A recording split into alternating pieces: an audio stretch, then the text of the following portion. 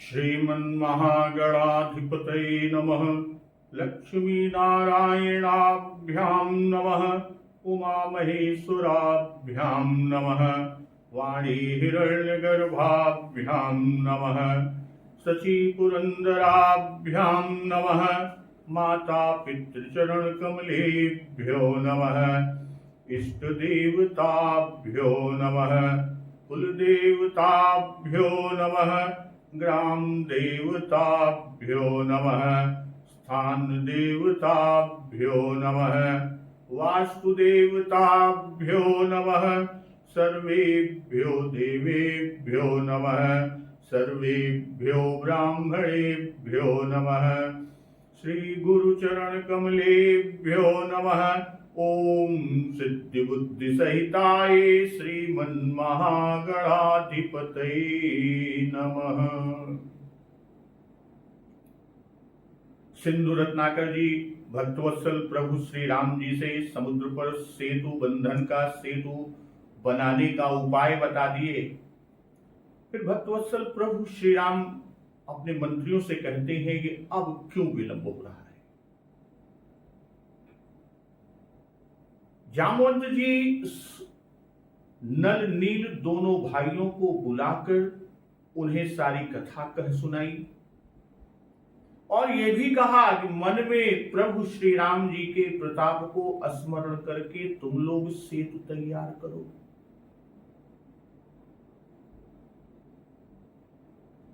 श्री राम जी के प्रताप को स्मरण करने से कुछ भी परिश्रम तुमको नहीं होगा। नल नील से कहने के बाद फिर वानरों के सारे समूह को बुला लिया जामवंत जी ने और उनसे क्या कहा कि सकल सुनो विनती कछु मोरी। आप सब लोग मेरी कुछ विनती सुनिए। अब विनती क्या करते हैं कि रामचरण पंकज उर्धरहु कौतुक एक भालु कपि करहु। अपने हृदय में श्री राम जी के चरण कमलों को धारण कर लीजिए और सब भालू और वानर एक खेल खेलिए, एक कौतुक कीजिए, एक खेल करिए। और क्या है कि धावहु मरकट बिकट बरू था, आनहु बिटप गिरिन्ह के जूथा। असुन कपि भालु चले करिहुहा, जय रघुबीर प्रताप समूहा। विकट वानरों के समूह स्वयं दौड़ जाइए और वृक्ष और पर्वतों के समूहों को उखाड़ लाइए। इतना सुनते ही यह सुनकर वानर और भालु हू यानी हुंकार करके श्री रघुनाथ जी के प्रताप समूह की या श्री राघव सरकार के प्रताप पुंज प्रभु श्री राम जी की जय पुकारते हुए चले।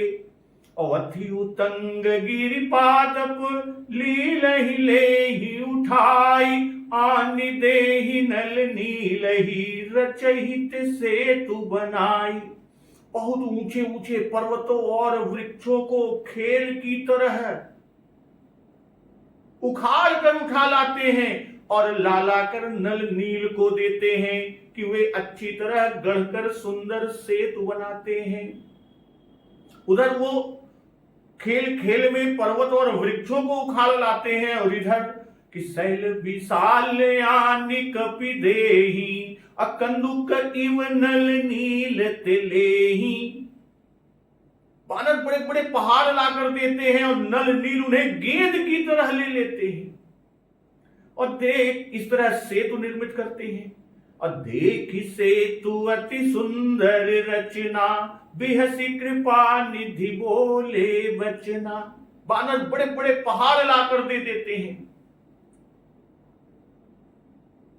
नल नील उन्हें गेंद की तरह लेते हैं। इस तरह सेतु निर्मित करते हैं और सेतु की अत्यंत सुंदर रचना को देखकर कृपा सिंधु प्रभु श्री राम जी हंसकर वचन बोले कि परम रम्य उत्तम यह धरनी, महिमा अमित जाई नहीं बरनी। इतना ही नहीं, पहले तो ये कहा प्रभु बिहस कृपानिधि बोले बचना, क्या कि परम रम्य उत्तम यह धरनी, महिमा अमित जाई नहीं बरनी, कि यहाँ की भूमि परम रमणीय और उत्तम है और इसकी असीम महिमा का वर्णन नहीं किया जा सकता। और फिर क्या कहते हैं कि करी हूं यहाँ शंभु थापना, मोरे हृदय परम कल्पना। मैं यहाँ शिव जी की स्थापना करूंगा, मेरे हृदय में यह महान संकल्प है। अब प्रभु की बात सुनकर कि सुन कपीस बहुदूत पठाए, मुनि बर सकल बोली लई आए। भक्तवत्सल प्रभु श्री राम जी के वचन सुनकर वानर राज सुग्रीव ने बहुत से दूत भेजे, जो सब श्रेष्ठ मुनियों को बुलाकर ले आए। और मुनि आते हैं तब लिंग थापि विधिवत करी पूजा, अशिव समान प्रिय मोहिन दूजा। शिवलिंग की स्थापना करके विधि पूर्वक शिवलिंग का पूजन किया और फिर भक्तवत्सल कृपालु प्रभु श्री राम जी कहते हैं कि शिव जी के समान मुझको दूसरा कोई प्रिय नहीं। और ये भी कहते हैं कि शिव द्रोही मम भगत कहावा, सुनर सपने हूँ मोहिन पावा। शंकर विमुख भगत चह मोरी, सोनार की मूढ़ मति थोरी। भक्तवत्सल कृपालु प्रभु श्री राम जी कह रहे हैं कि जो शिव से द्रोह रखता है और मेरा भक्त कहलाता है, वह मनुष्य स्वप्न में भी मुझे नहीं पाता। इतना ही नहीं, शंकर जी से विमुख होकर उनसे विरोध करके जो मेरी भक्ति चाहता है, यानी एक तरफ बुद्धावन भगवान शिव शंकर जी से विमुख होता है, उनका विरोध करता है, और दूसरी तरफ भक्तवत्सल प्रभु श्री राम जी कहते हैं कि वह मेरी भक्ति चाहता है, वह नरकगामी मूर्ख और अल्प बुद्धि वाला है। शंकर प्रिय मम दोही, शिव द्रोही मम दास। कहते हैं जिनको शंकर जी प्रिय है परंतु जो मेरे द्रोही है, शंकर प्रिय मम द्रोही, और शिव द्रोही जो शिव जी का द्रोही है, और मम दास और मेरे दास बनना चाहते हैं, ते नर करहि कलप भरी, घोर नरक महुबास। वे मनुष्य कल्प भर घोर नरक में निवास करते हैं। इतना कहकर भक्तवत्सल प्रभु श्री राम जी क्या कहते हैं कि जे रामेश्वर दर्शन करी हैं, ते तनु तज मम लोक सिधरी हैं। तो यहां प्रभु श्री राम जी कहते हैं कि जो मनुष्य मेरे द्वारा स्थापित किए हुए इन रामेश्वर जी का दर्शन करेंगे, जो लिंग था विधिवत, जो लिंग की स्थापना किया, जिसका पूजन किया, उन रामेश्वर जी का दर्शन करेंगे, वे शरीर छोड़कर मेरे लोक को जाएंगे। जो गंगा जलु आनि चढ़ाई, सो साजुज मुक्ति नर पाई। और जो गंगा जल लाकर इन पर चढ़ावेगा, जय श्री राम, जो गंगा जल आन चढ़ाई, जो गंगा जल लाकर इन पर चढ़ावेगा, सो साजुज मुक्ति नर पाई। वह मनुष्य सायुज्य मुक्ति पावेगा, अर्थात मेरे साथ एक हो जाएगा।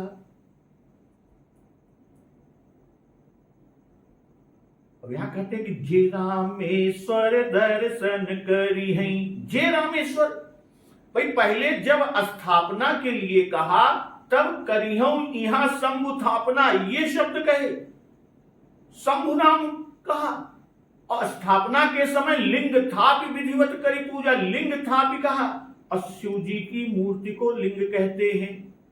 अब यहां कहते हैं कि जे रामेश्वर दर्शन करी हैं, जे रामेश्वर दर्शन करी है, यह कहकर बता रहे हैं, जनवा रहे हैं कि इस मूर्ति का नाम रामेश्वर रखा गया। यह नामकरण हुआ, और यह नामकरण करके पूज्यपाद बाबा गोस्वामी जी के सेवक स्वामी सखा सीपी के इन शब्दों को यहां चरितार्थ किया है। रामेश्वर शब्द में तीन भाव, तीन प्रकार, ये तीनों भाव तीन प्रकार, बहुव्रीहि तत्पुरुष कर्मधारय से अगर समास करते हैं, यानी बहुव्रीहि तत्पुरुष कर्मधारय से समास करने से आ जाते हैं, तो इस पर यह दोहा कहा गया कि राम कहत तत्पुरुष हैं, बहुव्रीहि हरि गाय, कर्मधारय मुनि निकर, रामेश्वर पद पाए। जो इस श्लोक का उल्टा सा है कि रामस तत्पुरुषं वक्ति, बहुव्रीहं महेश्वरः, उचुः प्राञ्जलयः सर्वे, ब्रह्माद्या कर्मधारयम्। भक्तवत्सल प्रभु श्री राम जी ने पहले कहा था कि शिवद्रोही मुझे नहीं पाता, शिवद्रोही मम भगत कहावा, सो नर सपने मोहि न पावा। और यहां कहते हैं शिव भक्त मुझे पाते हैं कि जे रामेश्वर दर्शन करी हैं, तो हमारे लोक को जाएंगे, वहां हमारे दर्शन होंगे, ते तनु तज मम लोक सिधरी हैं। और शंकर प्रिय मम द्रोही, शिव द्रोही मम दास, ते नर करहि कलप भरी, घोर नरक मोहुबास।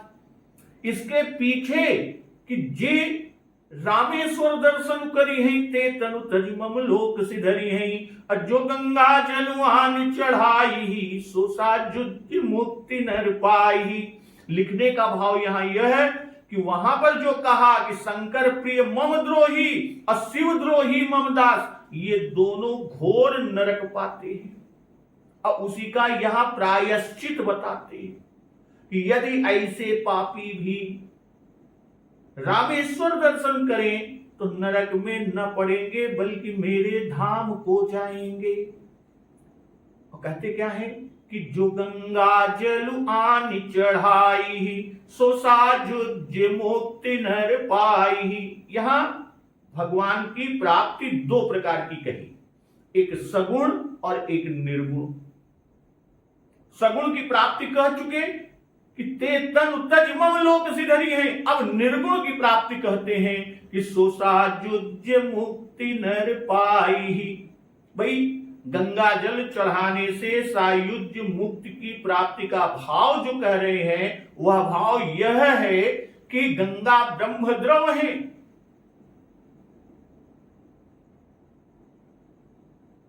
गंगा जी ने शिव जी को जाकर अगर कोई गंगा जी जो ब्रह्मद्रव है, उस भक्त ने शिव जी को जाकर ब्रह्मद्रव की प्राप्ति कराई, इसलिए वह स्वयं भी ब्रह्म स्वरूप को प्राप्त होगा। शिव जी की मूर्ति का दर्शन किया, इससे आप भी मूर्तिमान होकर भगवत लोक में वास करता है। गंगा जल चढ़ाने से वह प्रिया प्रियतम के भूषणों में मणि माणिक्य और मुक्ता आदि रूप से युगल शरीर के स्पर्श सुख को अनुभव करेगा। कि जो गंगा जल आनी चढ़ाई, यहां यह नियम नहीं किया कि गंगा जल कहां से लाकर चढ़ावे, गंगोत्री का जल लाके चढ़ावे, या जहां भी गंगा का प्रवाह हो वहीं कहीं से गंगा जल ले जावे। खाली इतना ही कहा कि जो गंगा जल आनी चढ़ाई। और अध्यात्म रामायण में काशी जी से जल ले जाना लिखा है कि जो रामेश्वर महादेव का दर्शन कर सेतु बंध को प्रणाम करेंगे, वे हमारे अनुग्रह से ब्रह्म हत्या आदि पापों से छूट जाएंगे। जो मनुष्य सेतु बंध पर स्नान कर रामेश्वर महादेव का दर्शन कर संकल्प करके नियम से वाराणसी यानी काशी जाकर वहां से गंगा जल ला रामेश्वर का उससे पूजन कर कांवरी और जल पात्र आदि यानी भार को समुद्र में डाल देगा, वह निस्संदेह ब्रह्म को प्राप्त होगा। और वहीं आनंद रामायण में सेतु बंध, लिंग स्थापन और इस तीर्थ का महत्व विस्तृत रूप से वर्णन है। अब उसमें गंगा जल चढ़ाने के विषय में जो उल्लेख है, वह उल्लेख यह है, इस सेतु बंध में स्नान कर रामेश्वर का दर्शन करके यहाँ की रेत लेकर काशी जाकर मणिकर्णिका तट पर गंगा जी में उस बालू को छोड़कर और वहां से गंगा जल लावे और उससे रामेश्वर जी को स्नान करावे और समुद्र में स्नान करे तो उसे निस्संदेह ब्रह्म की प्राप्ति होगी। तो यहां जो कहते हैं कि जे रामेश्वर दर्शन करी हैं ते तनु तज मम लोक सिधरी हैं और जो गंगा जलवान चढ़ाई सुसाजुज मुक्ति नर पाई और वही काम जो छल तज से ही भगति मोरिते ही शंकर देही। अब एक तीसरा कारण लिंग स्थापन का कहा, भाई जीवों को सालोक्य साजुज्य मुक्ति और राम भक्ति सुगमता से प्राप्त हो जाए इस लोकहित के लिए स्थापना की। और कहते हैं जो शिव समान प्रिय मोहिन दूजा।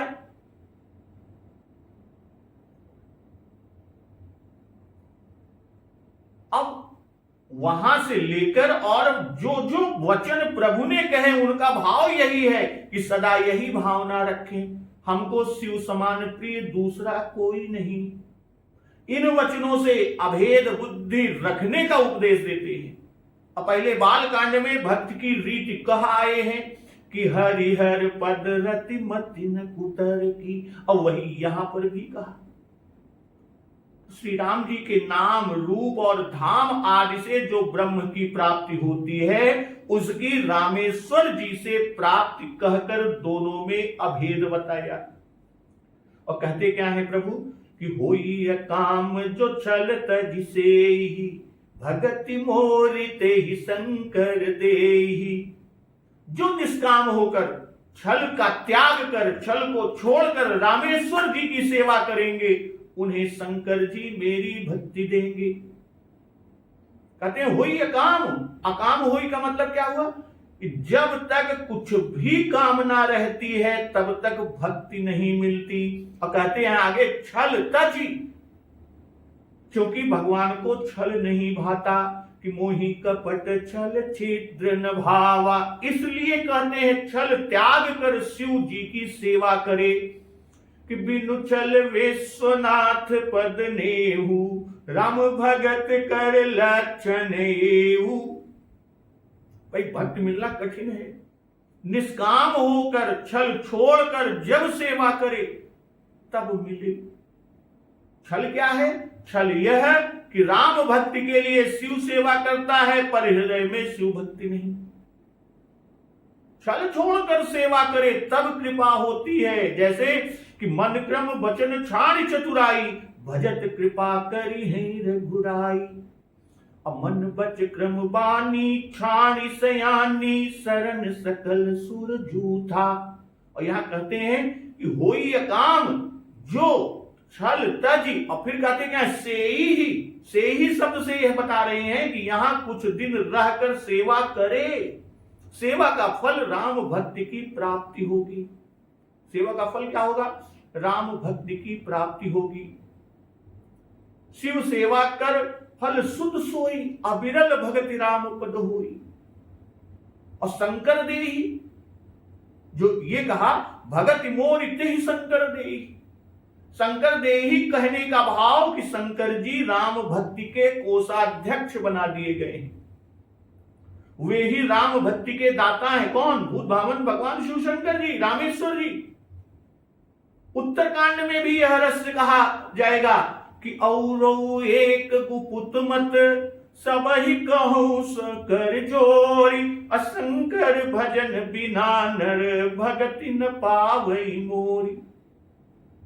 तो भक्ति का दातृत्व तापनीय और उपासना रहस्य से सिद्ध है। ब्रह्मा आदि ने इन्हीं से भक्ति पाई। पंचरात्र में जो नारद आदि को उपदेश है वह सब यहां समाज में श्री रघुनाथ जी ने उपदेश दिया। शंकर जी भक्ति के दाता हैं, इसलिए उनके विमुख होने से मेरी भक्ति नहीं मिलती। शंकर विमुख भगत चह मोरी, सोनार की मूढ़ मति थोरी। तो उनकी सेवा से भक्ति मिलती है। यह उपदेश करते हैं कि शिव जी शंकर जी की सेवा करिए और वही हमारी भक्ति के अधिकारी, देने के अधिकारी हैं, वही देंगे।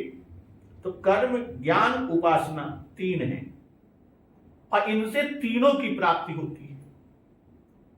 कर्म और ज्ञान का फल देते हैं और उपासना प्रदान करती है कि जे रामेश्वर दर्शन करी हैं ते तनु तजि मम लोक सिधरी हैं। भाई भगवत धाम में वास बड़े सुकृत का फल है। और जो गंगा जल आन चढ़ाई सो साजुज मुक्ति नर पाई, यह ज्ञान का फल है। और ज्ञान से स्वरूप की प्राप्ति होती है। और होई काम जो छल तज से भगति मोरि ते शंकर देहि, यह उपासना की प्राप्ति है। तो कर्म और ज्ञान के फल की प्राप्ति कही, पर उपासना के फल की प्राप्ति नहीं कहते। क्यों नहीं कहते? क्योंकि उपासक उपासना का फल नहीं चाहते कि राम उपासक मोक्ष न लेहि, अतिन कह राम भगति निज देहि। भाई उपासक उपासना का फल उपासना ही चाहते हैं कि परहु नरक फल 4 शिशु मीच डाकिनी खाऊ, तुलसी राम स्नेह को जो फल सो जरि जाऊ। तो भगवान ने ऐसा ही दुर्वासा और उद्धव जी से कहा है, जो अपने को केवल मेरी सेवा से परिपूर्ण मानते हैं वे भक्त सालोक्य आदि 4 मुक्तियों को भी नहीं चाहते। तब काल के द्वारा नष्ट होने वाले अन्य पदार्थ की तो बात ही क्या। भाई सालोक्य आदि 4 मुक्तियों को भी नहीं चाहते, तब काल के द्वारा नष्ट होने वाले अन्य पदार्थों की चाह कैसी, उनकी तो बात ही क्या है। भाई अपने चित्त को मुझ में अर्पण करने वाला भक्त ब्रह्म का पद, इंद्र का आसन, चक्रवर्ती पद, पाताल का राज्य आदि की तो बात ही क्या, मेरे बिना योग की सिद्धियों और मोक्ष की इच्छा नहीं रखता। कभी तो बाबा गोस्वामी तुलसीदास जी विनय करते हैं कि मोह को अगम सुगम तुमको प्रभु तो फल 4 न चाहिए, खेलिबे को खग मृग तरु किंकरु हुए रावरो राम होए रही हूं, और एहि नाते नर कहु सचि पई हूं, या बिनु परम पदहु दुख दई हूं, और इतनी जिय लाल सा दास कई। विनती करते हैं और भक्त भगवान से क्या चाहते हैं इस विषय के वृत्तासुर के वचन प्रमाण हैं, भक्तों के बड़े काम के हैं वृत्तासुर के वचन। वृत्तासुर ने इंद्र से कहा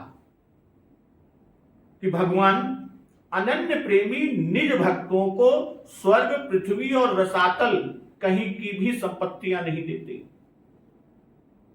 वृत्तासुर ने इंद्रदेव से कहा था कि भगवान जो है वो अनन्य प्रेमी अपने निज भक्तों को स्वर्ग, पृथ्वी अथवा रसातल कहीं की भी संपत्तियां नहीं देते। क्यों? क्योंकि उनसे द्वेष, उद्वेग, मानसिक पीड़ा, अभिमान, कलह, व्यसन, श्रम आदि ही प्राप्त होते हैं। फिर भगवान से प्रार्थना करने लगा कि हे हरे, जिन्हें आपके चरण कमलों का ही आश्रय है, मैं फिर भी आपके उन दासों का ही दास हूं। मेरा मन आप प्राणनाथ के गुणों का ही चिंतन करे, मेरी वाणी आपका ही गुणगान करे और शरीर आपका ही कैंकर्य करे। मुझे आपको छोड़कर स्वर्ग, ब्रह्मपद, सार्वभौम साम्राज्य, रसातल का आधिपत्य, योग सिद्धि अथवा मोक्ष आदि किसी भी पदार्थ की इच्छा नहीं। हे कमल नयन, जिनके पंख नहीं जमे वे पक्षियों के बच्चे जैसे माता की प्रतीक्षा करते हैं, भूख से पीड़ित बछड़े जैसे माता का दूध पीने के लिए उत्सुक रहते हैं, जैसे विरह व्यथित कामिनी अपने प्रवासी प्रियतम की बाट जोहती है, उसी प्रकार मेरा मन आपकी झांकी करना चाहता है। भाई कर्म से ज्ञान विशेष, ज्ञान से उपासना विशेष, इसलिए इनके फल उत्तरोत्तर विशेष कहते हैं। भाई सालोक्य से विशेष सायुज्य, असायुज्य से उपासना विशेष। तो हरिलोक ब्रह्म स्वरूप, सायुज्य और भक्ति की प्राप्ति तीनों रामेश्वर जी से कही। ब्रह्म स्वरूप या सायुज्य, पहला हरिलोक की बात कही, फिर ब्रह्म स्वरूप या सायुज्य की बात कही, तीसरा भक्ति, तीनों रामेश्वर जी से कही। और इतना बड़ा महत्व इसका क्यों कहा? इसका अभेद भाव स्थापित करने के लिए। अब प्रतिष्ठा करने वाला जितना ही बड़ा संत होता है, उतना ही अधिक महत्व उसकी प्रतिष्ठित मूर्ति का होता है। अब भगवान ने स्वयं रामेश्वर जी की प्रतिष्ठा की और इसी से इतना महत्व इन्होंने रामेश्वर जी को दिया। तो मम कृत से तुझो दर्शन करिही, सो बिनु श्रम भव सागर तरिही। प्रभु कहते हैं कि जो मेरे बनाए हुए सेतु का दर्शन करेगा वह बिना परिश्रम भव सागर तर जाएगा। पहले शिव दर्शन कहकर तब सेतु दर्शन कहा, और यह कहकर जन्माए पहले रामेश्वर दर्शन पड़ता है तब सेतु, और यदि समुद्र पार जाकर स्थापना करते तो पहले सेतु दर्शन करते कहते और तब शिव दर्शन कहते।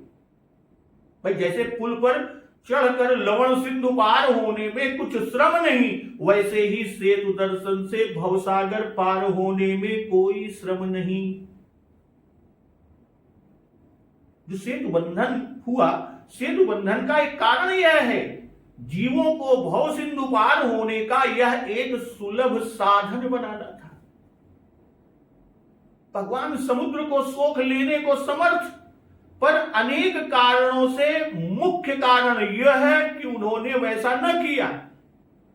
जैसा सुंदर कांड में कहा, मांगत पंथ कृपा मन माई, तो उस मन की कृपा में इसका भी अंतर्भाव है। सेतु बंधन के कुछ कारण आध्यात्म रामायण और आनंद रामायण में वर्णित हैं। एक बार सूर्य ग्रहण पर्वत, आनंद रामायण में है कि एक बार सूर्य ग्रहण पर्व पर श्री रघुनाथ जी के साथ श्री मिथिलेश नंदिनी जी भी कुरुक्षेत्र में पधारी थी, और वहां अगस्त धर्मपत्नी श्री लोपामुद्रा जी उनसे भेंट करने आई।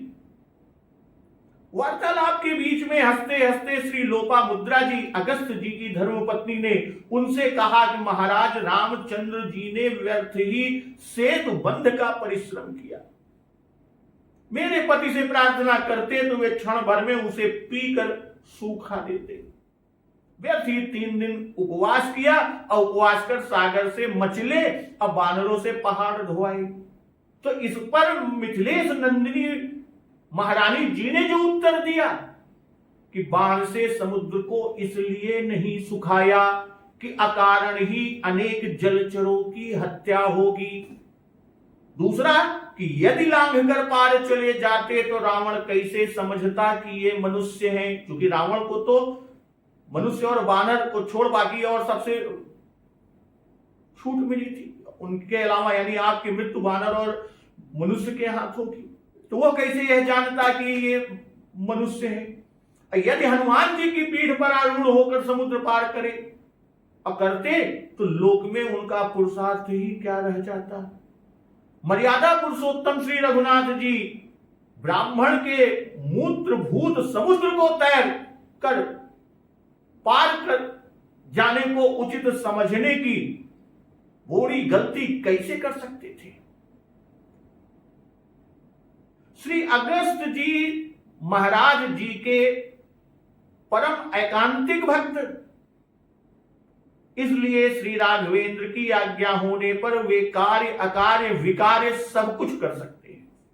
इन्हीं कारणों से पत्थरों को जल में तैराकर सेतु बंधन करके प्रभु श्री राम जी ने अपनी अचल कीर्ति स्थापित की। और यह उत्तर सुनकर श्री लोपामुद्रा जी लज्जित हो गई।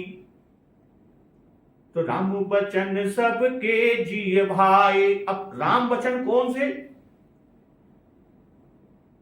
प्रभु श्री राम जी ने जो कहा कि शिवद्रोही मम भगत कहावा, सो नर सपने मोहि न पावा। शंकर विमुख भगति चह मोरी, सो नार की मूढ़ मति ठोरी। शंकर प्रिय मम द्रोही, शिव द्रोही मम दास, ते नर करहि कलप भरी, घोर नरक महुबास। इसके बाद भक्तवत्सल प्रभु श्री राम जी ने जो आगे कहा कि जे रामेश्वर दर्शन करी हैं, ते तनु तज मम लोक सिधरी हैं। अजे जो गंगा जलुआनी चढ़ाई, सो साजुज मुक्ति नर पाई। अहोई अकाम जो छल तज से, भगति मोरि ते ही शंकर देहि। मम कृत से तु जो दर्शन करी, सो बिनु श्रम भव सागर तरी। ये वचन तो राम वचन सबके जिए भाए, मुनिवर निज निज आश्रम आए। श्री राम जी के वचन सबके जी को अच्छे लगे। वचन सुनकर मुनिश्रेष्ठ अपने अपने आश्रमों को लौट गए। सबके जी भाई कहकर यह जन्माए कि रामेश्वर और सेतुबंध दोनों का महात्म्य सबने स्वीकार किया। महात्म्य सुनकर सबने शिव पूजन किया। शिव पूजन करके सेतु का दर्शन श्रद्धा पूर्वक किया और फिर सबको भाए, क्योंकि श्रवण सुखद परलोक हितकारी और वेद प्रमाण है। तो अब भूलबावन भगवान शिव शंकर जी मां गिरिजा से कहते हैं कि गिरिजा रघुपति कई यह रीति, संतत करहि प्रणत पर प्रीति। हे गिरिजा, रघुपति की यह रीति है कि वे अपने शरणागत पर सदा प्रीति करते हैं। यदि कहें कि श्री रामचरितमानस की सारी कथा का मूल कारण श्री पार्वती जी का यह मोह कि भगवान शंकर स्वयं सच्चिदानंद हैं, इन्होंने राम जी को सच्चिदानंद कहकर क्यों प्रणाम किया। और यहां भी उसी मोह के उत्पन्न होने की आशंका। क्यों? क्योंकि राजा रामचंद्र जी ने भगवान शंकर की स्थापना पूजा आदि करके इतना महात्म बखाना, और इसी आशंका के निराकरण के लिए भगवान शंकर बिना उनके पूछे ही कहते हैं कि हे गिरिजा सुनो, रघुपति जी की यह रीति है, अर्थात राजा रामचंद्र जी की यह रीति है, निरंतर अपने शरणागत पर प्रीति रखते हैं। मैं उनकी शरण में रहता हूं, इसीलिए उनका मुझ पर इस दर्जे का प्रेम है। मैं दास हूं, वे स्वामी हैं। तो यहां यह ध्वनित होता है कि इस प्रसंग से इस धोखे में ना आना कि मैं ही राम का ईश्वर हूं। मैं तो अपनी ओर से अपने को उनकी शरण में पड़ा दीन दास जानता हूं। श्री शिव शंकर जी ने मां गिरिजा से कहा, और श्री शिव जी को श्री रामचंद्र जी द्वारा सेवित जानकर पार्वती जी का मन मतंग मद से पूरित हो गया कि हमारे पति श्री रामचंद्र के भी उपास्य है। उनको इस अवस्था में देख शिव जी कहते हैं कि हे गिरिजे, श्री रामचंद्र जी की यही रीति है कि राम वचन जब सबको आए तो कहे क्या कि गिरिजा रघुपति कई यह रीति, और कहते क्या है, संतत करहि प्रणत पर प्रीति। रामचंद्र जी की यही रीति है कि ये सदैव सेवक पर स्नेह रखते हैं। कहने का तात्पर्य यहां यह है कि श्री रामचंद्र जी की सेवा करने से ही यह बड़ाई प्राप्त है। बिना उनकी सेवा के यह बड़ाई दूर है। फिर उनका कहना है कि हे प्रिय, यह वात्सल्य रस है। जैसे माता बालक की सेवा करती है, वैसे ही भक्तवत्सल प्रभु श्री राम जी भक्तों को सेवते हैं। और यह विचार कर सुख के रस का रसिक होना चाहिए। संतत करहि प्रणत पर प्रीति करना कहकर, यानी प्रणत पर प्रीति यह कहकर, करना कहकर अपना सेवक भाव दृढ़ किया। बड़े स्नेह लघुन पर करहि।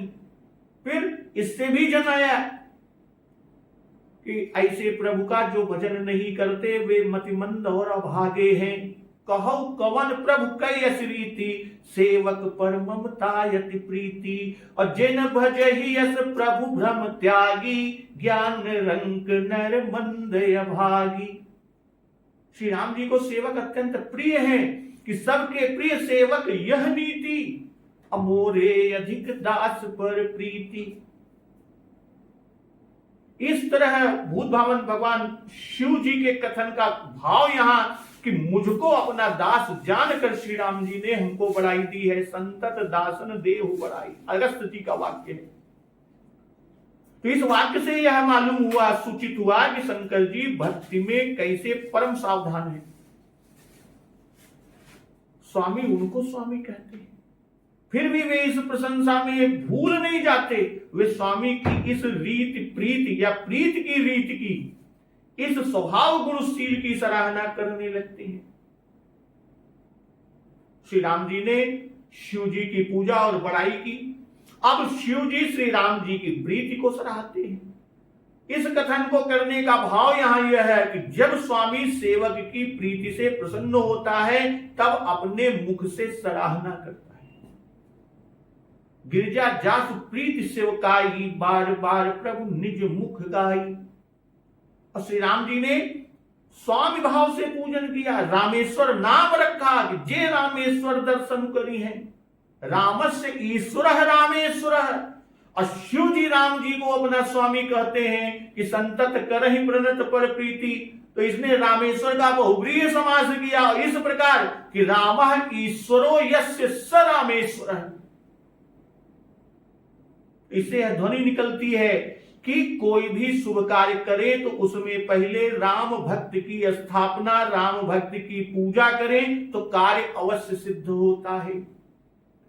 तो बांधा सेतु नील नल नागर, राम कृपा जसु भयउ उजागर। चतुर नल नील ने सेतु बांधा और श्री राम जी की कृपा से उज्जवल यश सुप्रकाशित हो गया। आनि देहि नल नील ही रचयित सेतु बनाई। पर सेतु प्रसंग को गोस्वामी जी ने छोड़ा था, अब फिर वही से प्रसंग को उठाते हैं कि बांधा सेतु नील नल नागर। अया देखी अति सुंदर रचना पर प्रसंग को छोड़कर रामेश्वर स्थापन और महात्म्य कहने लगे प्रभु श्री राम जी। अब फिर सेतु का प्रसंग उठाया और कहते क्या है, बांधा सेतु नील नल नागर। नागर विशेषण देकर यह जन्मा रहे हैं, यह बता रहे हैं कि नल नील बड़े चतुर हैं, इन्होंने बड़ी सुंदर रचना की। रावण ने भी प्रशंसा की है कि शिल्प कर्म जानहि नल नीला। और राम कृपा का भाव कि सेतु भी बांधा राम कृपा से, यश भी हुआ राम कृपा से ही, नहीं तो सब पत्थर तरंगों के झकोरों से बिखर जाते, सेना के चढ़ने से पत्थर डूब जाते। क्यों? क्योंकि बिना आधार के हैं, राम कृपा से बात बन गई। राम कृपा जसु भयउ उजागर। राम कृपा से उनको यश प्राप्त हुआ। यह बात आगे पूज्यपाद गोस्वामी तुलसीदास जी स्वयं दिखाते हैं कि यदि सेतु न बधाते तो यश न होता। श्री रामचंद्र जी ने सेतु बधाया, इससे समुद्र को, नल नील को, वानर समूह यानी सभी को यश प्राप्त हुआ कि यही विधिनाथ पयोधि बधाई, जय यह सुजस लोक त्यू गाई। अब आगे कि बूढ़ही आनहि बोरहि जेई, भय उपल बोहित समतेई। महिमा यह न जलधि कई बरनी, पाहन गुण न कपिन कई करनी। भाई जो पत्थर स्वयं डूबते हैं, आप डूबते हैं, और दूसरों को यानी वृक्ष तृण आदि जो भी उन पर होते हैं और अलग होने से न डूबते उनको भी डुबो देते हैं, और वही पत्थर जहाज के समान हो गए। तो महिमा यह न जलधि कई बरनी, यह महिमा समुद्र की नहीं वर्णन की, यह न तो पत्थर का ही गुण है, पाहन गुण न कपिन कई करनी, यह न तो पत्थर का गुण है और न यह नल नील या वानरों की ही करनी है। जो कहा यहां कि महिमा यह न जलधि कई बरनी, समुद्र रत्नाकर जी ने प्रभु श्री राम जी से कहा था कि मैं पुन उर धरि प्रभु प्रभुताई, अकरी हूं बल अनुमान सहाई। और इसलिए कहते हैं कि यह समुद्र की महिमा नहीं, समुद्र की सहायता से पत्थर जल पर नहीं उतरा रहे, और न यह पाहन गुण है, पत्थर का गुण है, क्योंकि पत्थर का गुण तो डूबना और डुबाना है, तैरना और उतराना गुण उनमें नहीं है। तो यह महिमा यह न जलधि कई बरनी, पाहन गुण न कपिन कई करनी।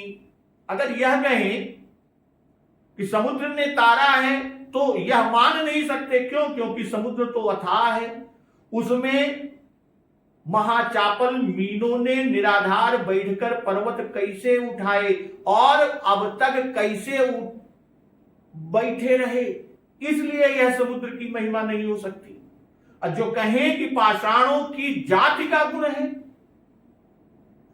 जैसे सुदामा जाति का पत्थर कहा जाता है कि वह जल में नहीं डूबता, तो उसका उत्तर यह है कि इस सेतु में कोई भी टुकड़ा लेकर समुद्र में डालकर देख लो, वह डूब जाता है कि नहीं। न डूबे तब माने कि पत्थर की जाति का स्वभाव है। तीसरे, यदि कहें कि नल नील के स्पर्श का प्रभाव है, तो यह प्रभाव ऋषियों के वाक्य में श्री राम जी के भजन की शक्ति से है, इसलिए राम प्रताप से ही पत्थर का तैरना सिद्ध होता है। नल नील को यद्यपि यह वर था कि उनके स्पर्श किए पाषाण जल में डूबेंगे नहीं, तो भी समुद्र स्थिर तो है नहीं, वह तो लहरें लेता है। और वरदान यह है कि वो डूबेंगे नहीं, और यह वरदान नहीं कि जहां जल में पाषाण डालेंगे वो वहीं पर जल में स्थिर बने रहेंगे, और उस पाषाण पर ऊपर से भारी बोझ पड़ने पर वह जल में धसेगा नहीं, यह भी वरदान नहीं है। तो पत्थरों का जितने भी पाषाण है, पत्थर, पहाड़, पर्वत एकत्र जुटकर स्थिर रहना, ये नल नील के शिल्प कौशल से बाहर की बात है। यह केवल और केवल प्रभु प्रताप से हुआ। अब जामवंत जी ने जब नल नील से सेतु रचने को कहा, तब भी यही जामवंत जी ने कहा था कि राम प्रताप सुमिर मन माही। इसलिए यहां कहते हैं सेतु में वही प्रताप मुख्य है, नल नील की करनी नहीं। समुद्र ने भी यही कहा कि तिनके परस किए गिरि भारे, तरी है जलधि प्रताप तुम्हारे। अभय उपल बोहित समते ही, अर्थात स्वयं तर रहे हैं।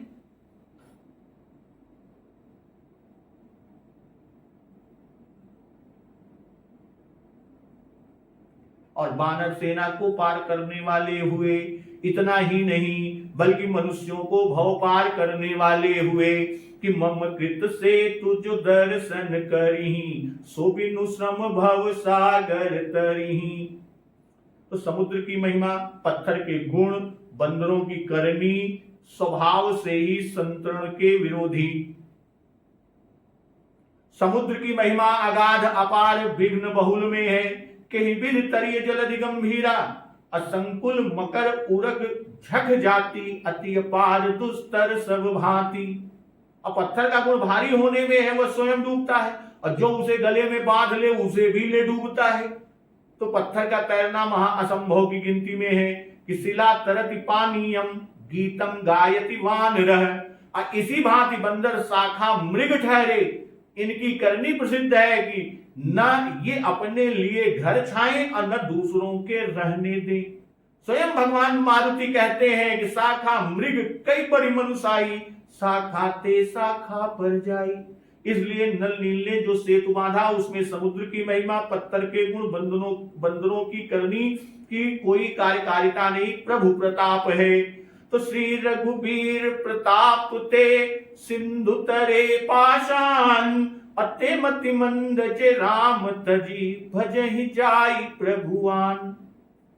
श्री रघुवीर श्री रामचंद्र जी के प्रताप से पत्थर भी समुद्र पर उतराए, और वे लोग मंद बुद्धि हैं जो उन श्री रामचंद्र जी को छोड़कर व्यर्थ दूसरे स्वामी को जाकर भजते हैं। इस संबंध में आनंद रामायण की कथा में उल्लेख है कि सेतु बांधते समय नल को अहंकार उत्पन्न हुआ कि हमने समुद्र पर बिना आधार के पुल बना दिया बिना आधार के। श्री राम जी उनके हृदय की जान गए। फिर क्या, दास में अभिमान का अंकुर प्रभु कब रहने दे सकते हैं कि सुनहु राम कर सहज सुभाऊ, जन अभिमान न राखै काहू। इसलिए ताते करहि कृपा निधि दूरी, सेवक पर ममता यति भूरी। बस लहरों के थपेड़ों से सब शिलाएं इधर उधर बह जाने लगी, कोई उपाय न चला। सब के सब बड़े दुखी हुए। नल का गर्व, उनका अभिमान चूर हो गया। अब व्याकुल देख प्रभु ने कहा, हमारे नाम के दोनों अक्षरों को पत्थरों पर इस तरह लिखो कि एक करने पर एक पर रा हो, दूसरे पर मां। ये दोनों शिलाएं आपस में जुड़कर अचल हो जाएंगी, क्योंकि ये दोनों वर्ण सहज संघाती हैं। और ऐसा किया गया, सेतु बंध गया। यह प्रभु के नाम का प्रताप था। हनुमान नाटक में हनुमान जी के वाक्य हैं, हे वीर, जो आप स्वयं डूब जाते हैं और दूसरों को भी डुबो देते हैं, वे ही पत्थर दुस्तर समुद्र में तर रहे हैं और वानर योद्धाओं को तारते भी हैं। सो यह केवल श्री दशरथ नंदन प्रभु श्री राम जी के प्रताप की महिमा का ही रूप शोभित हो रहा है। ये वचन हनुमान जी के हैं। और यही प्रताप सुनियत सेतु पयोधि पखानन करि कपि कटक तरयो, विनय पत्रिका के वाक्य में भी है। और यहां राम जी को छोड़ अन्य को भजने वाले को मंद मति कहा। ते मति मंद जे राम तजी। इसी कारण भुसुंड जी ने प्रभु का प्रताप कहकर उनके भजन करने वालों को प्रवीण व चतुर कहा कि मस कहीं करई बिरंचि प्रभु अजहि मसकते हीन अस विचारित जि संशय ब्राह्महि भजई प्रवीण। तो अन्यत्र भी भजन करने वालों को ही चतुर कहा है, जैसे कि कठिन काल मल कोस धर्म न ज्ञान न जोग जप परिहर सकल भरोस राम ही भजहि ते चतुर नर।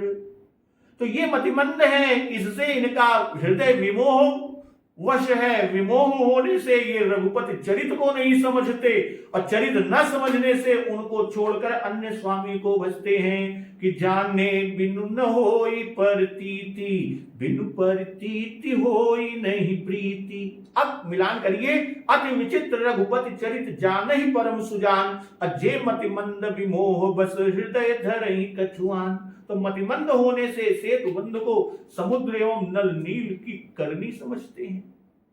रघुवीर अर्थात ये पंचवीरता युक्त हैं। त्याग वीरो, दया वीरो, विद्या वीरो, विचक्षण, पराक्रम महावीरो, धर्म वीरो सदा स्वतः। और पंचवीर समाख्याता राम एव च पंचधा, रघुवीर इति ख्यातः सर्ववीरोपलक्षणः। ये पंचवीरता युक्त है। और समुद्र जी सरकार से पहले ही कह चुके हैं राघव सरकार से कि मेरी जड़ करनी है, गगन समीर अनल जल धरनी, इन कई नाथ सहज जड़ करनी। इसलिए जल की करनी डुबोने की है। जो पर्वत या पाषाण वृक्ष समुद्र पर तिर गए, वह इस कारण से नहीं कि समुद्र ने उन्हें ऊपर उठाए रहा और न नल नील के स्पर्श करने से यह गुरुता नष्ट हुई। नील नल को तो शाप, प्रस्तर, खंड, शिला, लोढ़ा आदि के न डूबने के लिए था, क्योंकि ऐसी ही हानि नील और नल बचपन में ऋषि को पहुंचाया करते थे। अर्थात शालिग्राम जी की बटिया, शिल, लोढ़ा आदि नील नल को डुबोने पर शाप यही था कि वो न डूबे। तो शाप की इत्यता इतनी ही थी।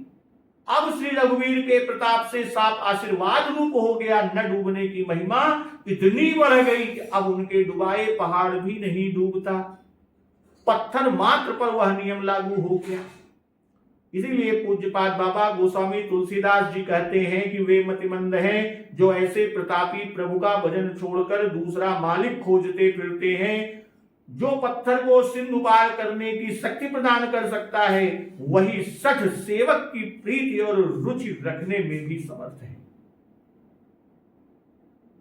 सठ सेवक की प्रीति रुचि रखी है राम कृपाल, उपल किए जल जान जही सचिव सुभट कपि भाल। बोलो सियावर रामचंद्र की जय।